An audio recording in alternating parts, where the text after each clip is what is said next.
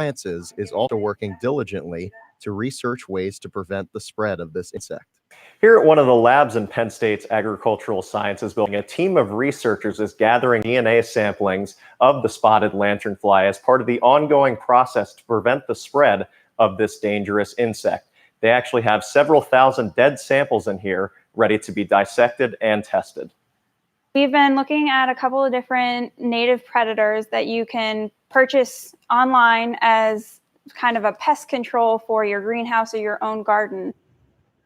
Keeping the spotted lanternfly from invading other parts of the state and beyond is imperative while the university works toward developing control solutions. In University Park, I'm Will Desitel for the Center County Report. For those traveling to Centre County this weekend, be sure to check for these unwanted pests. A different kind of animal is causing problems in Bellefonte. The issue is with vultures. Reporter Bailey McBride has more on what's happening. Prowling the skies high above the Willowbank building in Bellefonte, black vultures are wreaking havoc on the roof. The offices below have experienced leaks and replaced roof decks after damage from the aggressive birds which peck at the material. Officials have tried just about everything to get them to stop. Over the summer, we have tried many things. The most successful was the robotic eagle, which was helpful because we actually had a real eagle show up for a couple of days right after we installed the robotic one. Because of the building's age, it took officials some time to realize the damage was being done by the vultures. After using rubber matting as the roof replacement, which attracts the birds, there has been upwards of $10,000 in damage. Vultures perch themselves in the 911 tower on the building to give them a better vantage point of the surrounding land and protect their territory against other birds. Experts are working together to find a humane solution to the problem.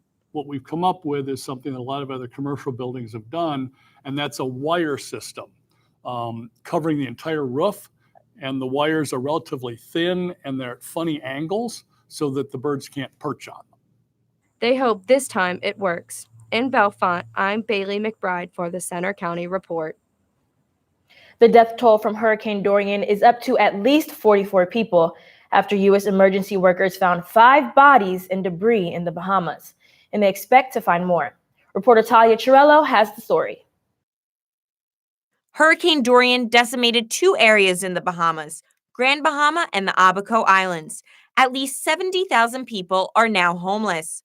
When Dorian hit the Bahamas, it was an incredibly strong storm. The sustained winds were measured at 185 miles per hour, and that was one of the strongest storms, wind speed-wise, that have ever hit the Bahamas. Byron Woodside is part of Penn State's Caribbean Student Association that met over the weekend. His family was directly affected by the hurricane. They live in a 1-story household, and the water just rose so high that it just broke right into the household to a point where their refrigerator is probably like, ye tall and everything is actually like floating in the middle of the water and everything in their living room. Penn State professor Ashley Schroeder specializes in crisis tourism management.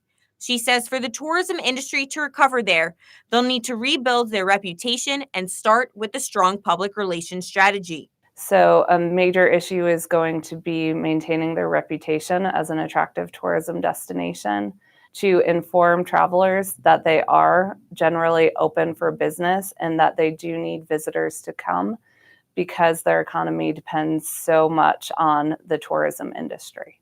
Right now, residents are trying to fulfill their basic needs like food and clean water. Several international organizations like the World Central Kitchen and even cruise lines are there helping to restore normalcy. I'm Talia Chiarello for the Centre County Report. At least 5 deaths are also blamed on the storm in the southeastern U.S. and 1 in Puerto Rico. Donations to help the hurricane victims in the Bahamas are coming in from around the country, including here in our area. A State College barber has decided to host a drive for toiletries, clothing, shoes, and other necessities to send to the islands. He's giving out raffle tickets for free haircuts at the pregame barbershop to incentivize donations. Like from my friends that right now in the Bahamas, they need tampons and stuff like that. And, something that they would pay for $1 at the dollar store, they're paying $18 for right now. And that's just unrealistic. The drive is going on until September 27th at 413 East Calder Way in State College. As Nittany Lion football fans head to Beaver Stadium this season, there's a new level of security that tailgaters should be aware of. Reporter Jerome Taylor has a story. 100,000 people on game days. Police on foot, horseback, and even in helicopters are used around the stadium. For some Penn State fans, a new security measure being instituted by police may change the way they feel about tailgating. According to the Penn State Police Department, officers will be using drones this season to ensure a safer tailgating experience. They say the drones can assist police in many ways, including finding evidence, site assessment, and search and rescue. Any footage recorded by the drone can also be used in prosecuting crimes, similar to other surveillance cameras operated by the department. I feel safer, but I also feel a little bit almost more tense. Some people see drones like these as a safer alternative to other security measures police have used in the past. Last year, controversy erupted when a police helicopter flew over a tailgate, sending debris flying. I know there were some issues with helicopters last year. I think some people got injured. Drones are a little more safer. They're a little more under the radar. University police declined our request for an on-camera interview. In University Park, I'm Jerome Taylor for the Center County Report.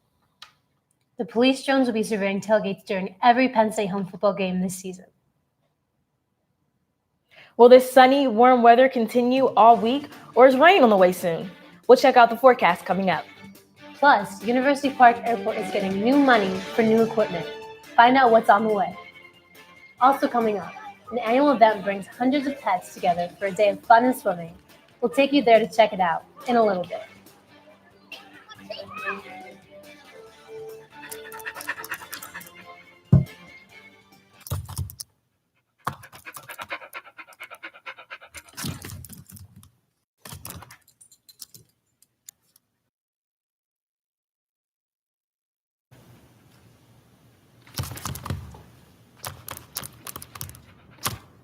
There's a shelter pet who wants to meet you. Meet one today. Visit theshelterpetproject.org. Adopt.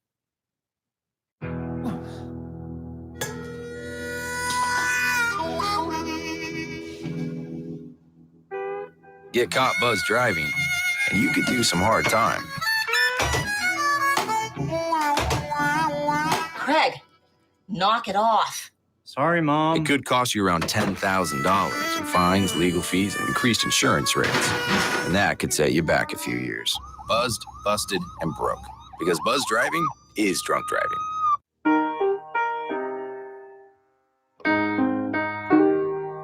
I can't change, even if I try, even if I wanted to.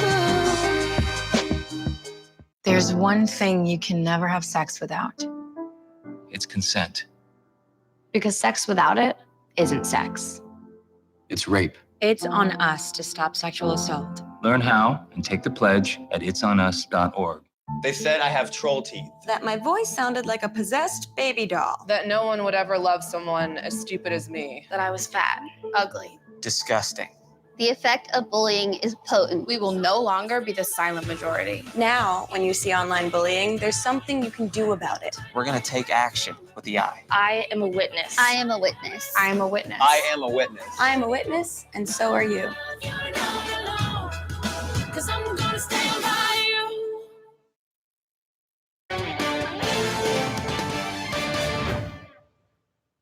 Park Airport will soon be able to improve and expand its operations thanks to two new grants.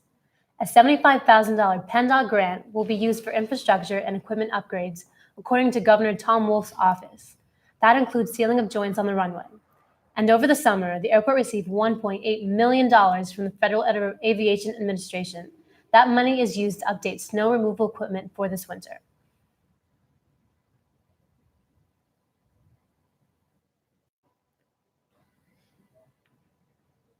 Pennsylvanians who can't vote in person this fall can finally apply online for absentee ballots for the first time. The state made that announcement yesterday. Starting next week, voters can begin to use the new process to get absentee ballots for the November election. You'll need a PennDOT driver's license or ID number. Voters will still have to mail or hand deliver completed ballots to election offices by November 1st.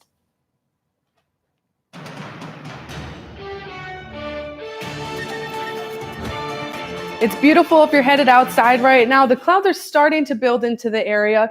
Temperatures right now pretty comfortable, 75 degrees with a southwest wind at 9 right now. And radar and satellite, nothing to talk about. Look at the Commonwealth, nothing on the radar right now, just a little bit of clouds. There were some storms that were fizzling off along the East Coast, and you can see the clouds are starting to fizzle their way out of Center County as well.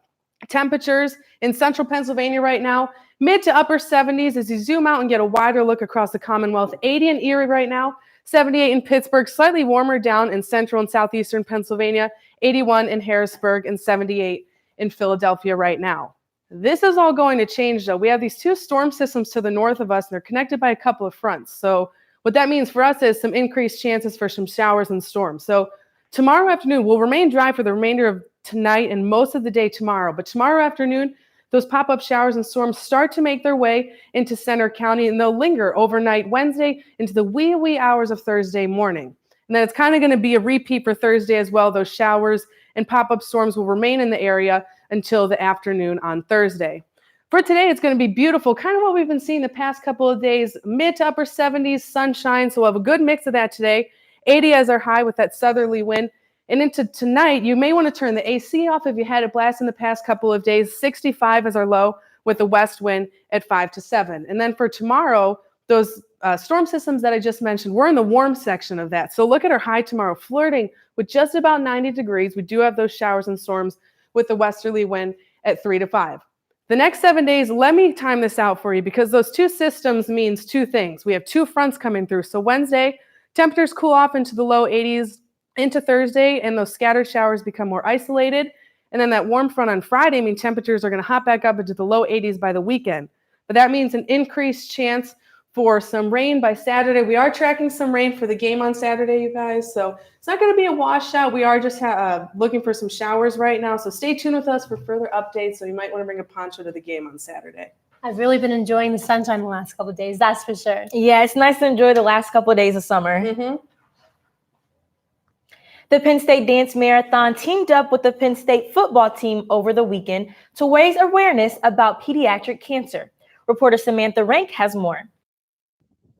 Every February, the Penn State community comes together at the Bryce Jordan Center to raise millions of dollars, hoping to one day cure pediatric cancer.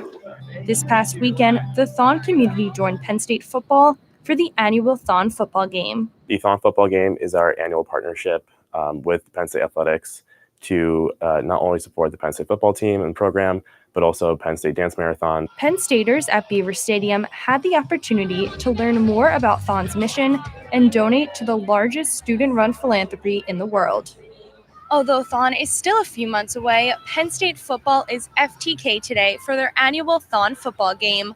Players will wear the Thon sticker on their helmets for the second year in a row. Former Penn State football player and two-time Thon dancer told us how much Thon means to the football team. It means so much to our football team, and be able to represent the Thon sticks on the back of our helmets and play for something bigger, so much bigger than Penn State football. September is Child Cancer Awareness Month, and Thon Volunteer applauds the impact Thon has on children fighting cancer. People can get involved with Thon by joining a committee or joining other organizations on campus. There's applications to get involved, or you can just join an org. Over the last 47 years, Thon has raised more than $168 million. In University Park, I'm Samantha Rank for the Center County Report. Thon 2020 is scheduled for February 21st to the 23rd at the BJC. Now here's Maria Coyne with sports. Speaking of Penn State football, the Lions are getting ready for the 100th edition of their rivalry game with Pitt this weekend. We'll take a look at their game against Buffalo to make them 2-0 on the season. Also coming up, State College High Girls Volleyball is relying on some veteran leaders on the team this season. We'll talk with them next in sports.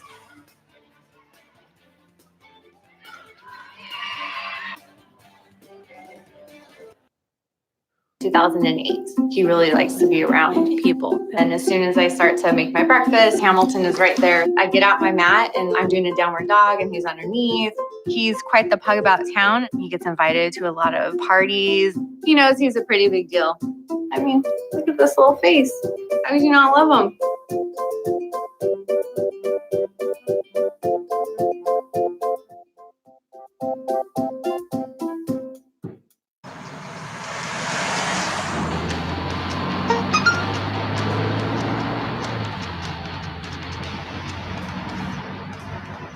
The average text takes your eyes off the road for nearly 5 seconds.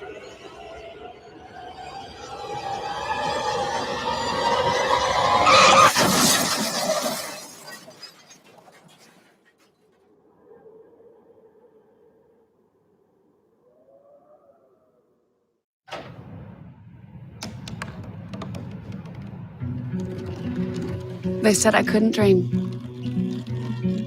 Called me a piece of trash and swore that's all I'd ever be.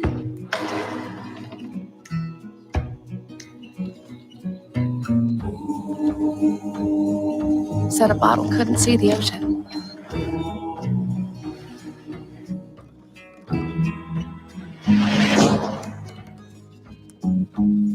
Give up.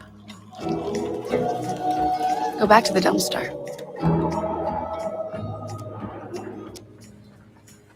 But I didn't listen. I made my way.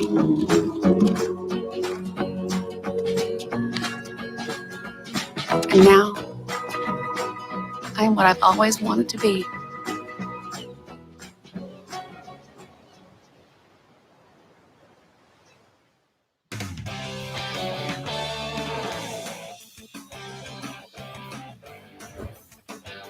I'm Maria Coyne with sports.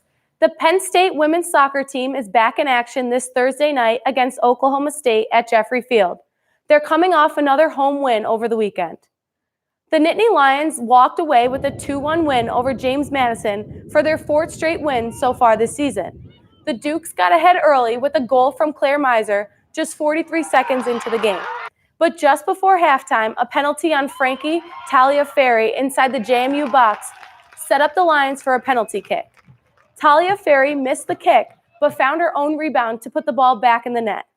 Penn State went into the half tied 1-1. Coming off a slow start, the Lions dominated on the offensive front with the second half of 12 total shots compared to JMU's 4. One of those shots came from redshirt freshman Allie Schlegel, adding a goal of her own in the 52nd minute of an assist from Taliaferri. That goal would not only give the Nittany Lions their first lead of the game, but the win as well. Penn State football is getting ready for rivalry week as the Pitt Panthers come to town on Saturday. That's the 100th meeting between the two teams. The Nittany Lions are coming off a big win over Buffalo, but their slow start had many fans worried. Courtney Allen reports. More than 104,000 Penn State fans nervously watched at Beaver Stadium as their team struggled in the first half. The Lions were sluggish and the Bulls took a 10-7 lead into the locker room at halftime. Second half, different story. An offensive explosion led to Penn State winning the game 45-13.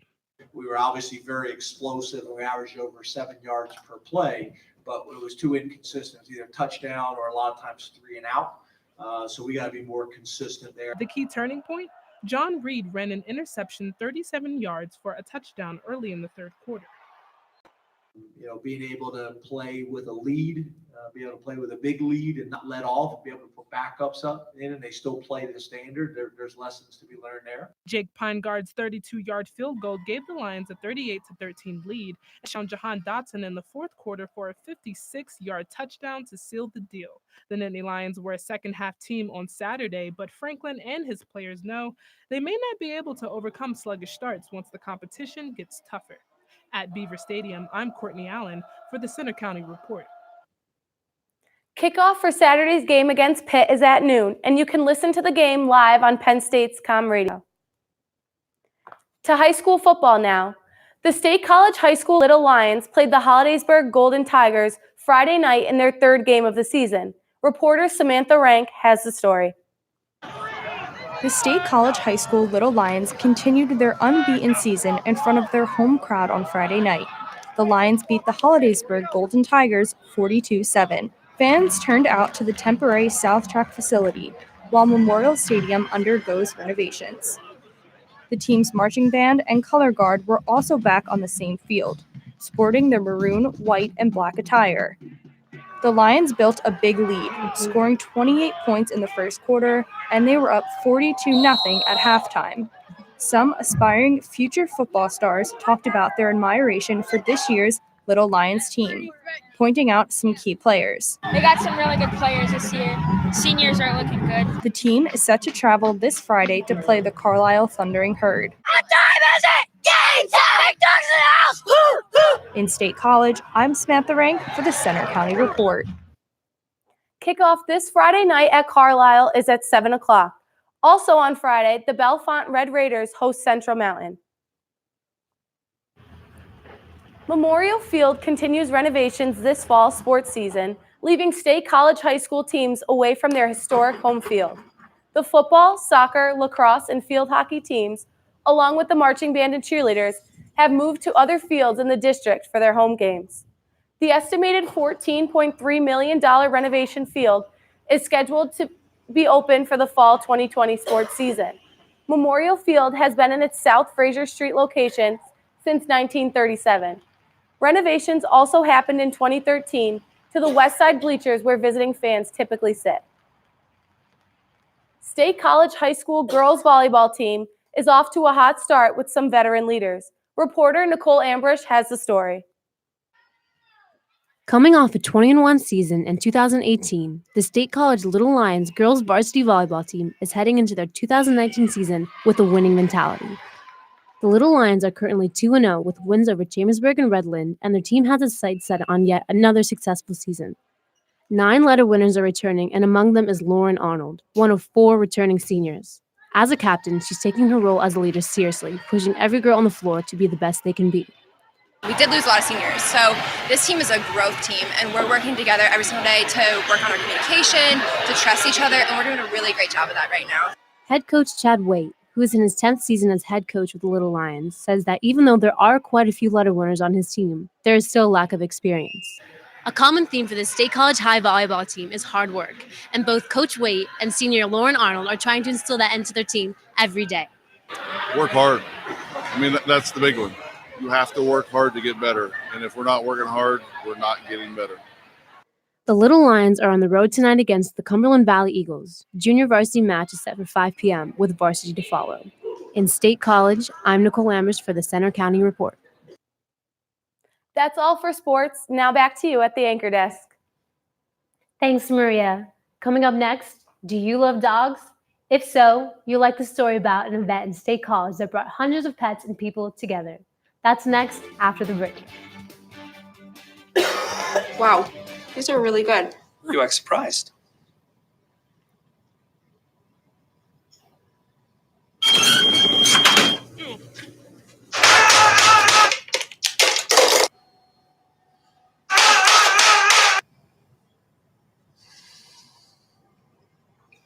Practice makes perfect. You don't have to be perfect to be a perfect parent. There are thousands of teens in foster care who don't need perfection. They need you. I rescued Toast from a shelter in 2011. I love Toast because she's a lazy diva.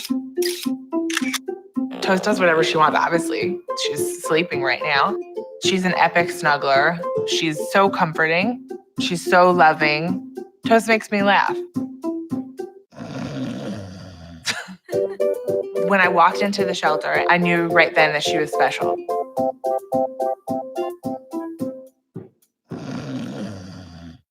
Okay, Simon, what do people wear? Clothes. That's right. So it's important to learn how to dress yourself.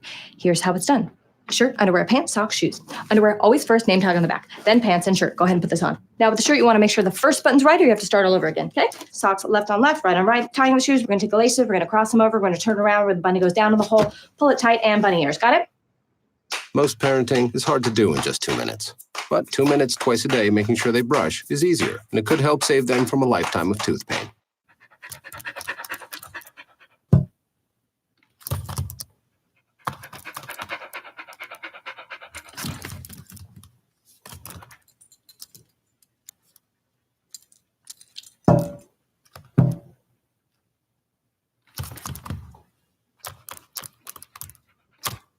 There's a shelter pet who wants to meet you. Meet one today. Visit theshelterpetproject.org. Adopt. Center County residents and their pets were able to cool off this weekend at the Park Forest Community Pool. Reporter Mitch Stewart was on the scene for the 8th annual Pawsapalooza event, organized by Center County Paws and Center Region Parks and Recreation. Humans are usually the occupants in the Park Forest Community Pool, but on Sunday afternoon, the pool welcomed in some four-legged friends to get into the action.